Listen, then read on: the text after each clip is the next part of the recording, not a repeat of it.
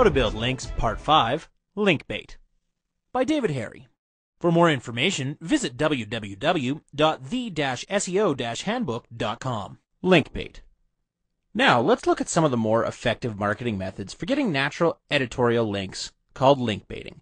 The main concept is baiting someone into linking to you. It can be through freebies and content, or worship and anger, love and flame bait, respectively. I think the name does a disservice, as when it's used properly, we're crafting content that is in itself link-worthy. There are many ways to create link-worthy content, and it'll vary from market to market. It could be through catchy titles or humorous anecdotes and cartoons, title bait and humor bait, and there are many, many ways. Your content, the ultimate link bait. Link bait, in simplest terms, merely means creating content that others would want to link to, in some way, in a forum, on a blog, a social media site, and so forth. This dual citizenship of social media marketing and search engine optimization makes it all the more an area of interest for the modern web marketer. The true power of a link baiting program is that the links are generally diversified and natural. When done right, link bait activities can build a very natural link profile, which is an essential ingredient in the recipe. Types of link bait. The news hook. Obviously, one of the most important areas of the blogosphere is news. Being timely and covering industry hot topics can be a great way of not only participating in the community, but encouraging links. Relevance. Writing about current industry news helps put you in the stream of information flow and increases the chances of being picked up by other writers. Monitor your industry and work on temporal themes that already have traction in the community.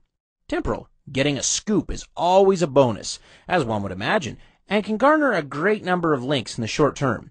There's often a drop-off over time with such posts, unlike bait such as a tool might have. Nonetheless, a great advantage if you can get it. The resource hook. One of the best types of content creation for encouraging inbound links are resources. If you take your time and create a truly useful page, it can have a long life cycle of natural inbound links in its profile. Research and statistics. If you commit some time to creating content that provides insight into the market through compiled research or statistical data, it's sure to be welcomed and linked to. You could even combine baiting tactics by choosing a controversial topic, and you are well on the way to a link love-in. Valuable. Creating a post that can be used or implemented by the end user is another great tactic. Any type of do-it-yourself element that's not only of interest to the end user but easily applied into their efforts is always a great idea. This creates value and encourages readers to share it with others. Lists. I've never been a huge fan of lists, as they've become so common and so devoid of value that it seems overdone. Regardless, if you can craft a good list that incorporates other hooks like controversy, humor, or resources, then please do so. Often, people are interested in scanning material, and a concise and valuable or entertaining list can be just the ticket. The passion hook. Another area of note is the ability to light the fires and stomp the bushes. If we get people excited in either a positive or a negative way, they tend to link. This is also an area that's great for creating dialogue in the community. Some of the finer points include controversy. You're almost always guaranteed to strike up a conversation and encourage links from both supporters and those that disagree with your views. The art is doing it tactfully as to not blow up in a bad PR nightmare. I also wouldn't overdo it with this tactic. It's to be used sparingly. The slap.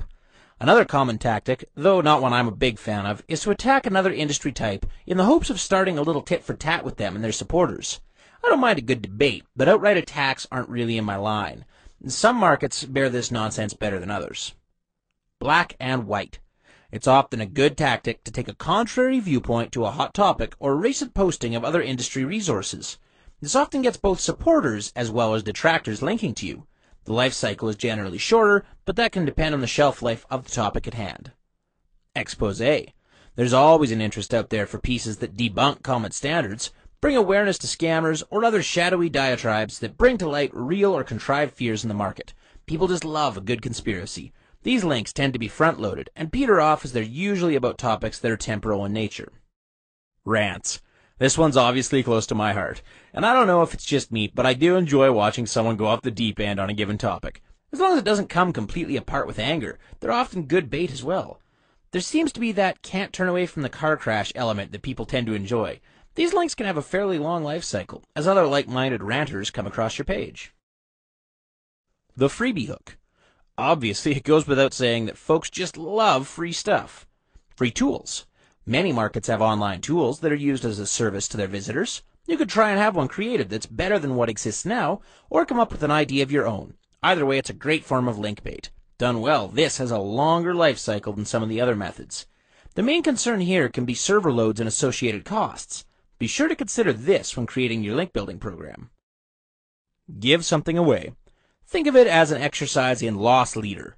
You can offer a variety of goodies, such as free ebooks, promotional items, white papers, and more. The greater the giveaway, the greater the link love, when promoted well.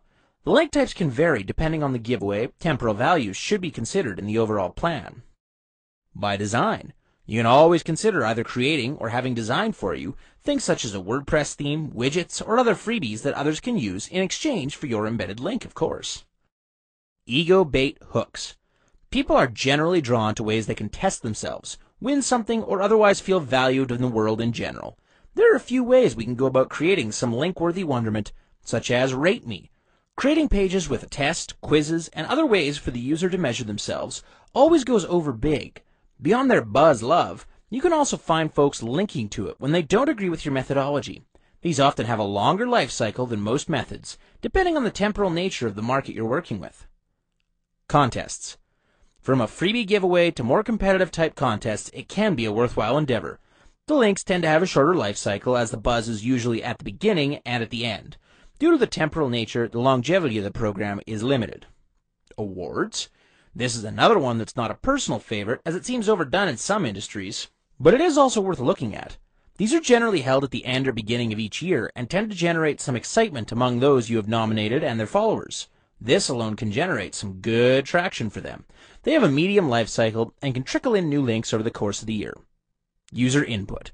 You can also create links by asking your readership to give you input or opinions on a given topic. You can ask for help in the form of surveys and blog comments, or ask some fellow industry bloggers to guest post or otherwise get involved. When you create a relationship with the readers, often a long life cycle link love affair ensues. The humor hook. They say laughter is the best medicine, so this bait is pure love in both directions. This is also a personal favorite of mine, as I've always been a bit of a class clown and I usually enjoy creating this kind of content. Video.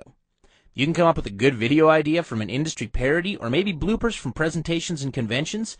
It's often well worth the time and effort. The life cycle of most humor bait is pretty long and should be taken into account with production. A well-done piece can have a long shelf life. Graphics. From cartoons to illustrations and photoshopped industry types, one can have all kinds of fun with graphics that can be relatively easy to produce and have a long shelf life as link bait, a great tactic. Satire. Making fun of industry figures, leaders, and even bringing external influences in can be entertaining and very linkable. I don't advise going over the top with this, but try and find that fine line between what's tolerable and funny to what's in bad taste, and you'll have a winner. Once more, these tend to have links that continue to trickle in well past publication. Friends, surfers, and countrymen. There are those that think link bait is a dirty word, with reason. As with any weapon in the arsenal, use it wisely and respectfully at all times. We can all be a jackass, and that's not a talent. We can all be offensive, it's not a sign of control. Link bait, when done properly, is nothing more than an effort of passion placed for public scrutiny. Take it for what it should be, not for when it's misused. Link bait is all about the content. This does not necessarily mean that each and every page you put up should be constructed as bait. Instead, one can look at these concepts when creating content and try and leverage some of the theories whenever possible. To get the entire simple-to-follow SEO handbook, visit www.the-seo-handbook.com.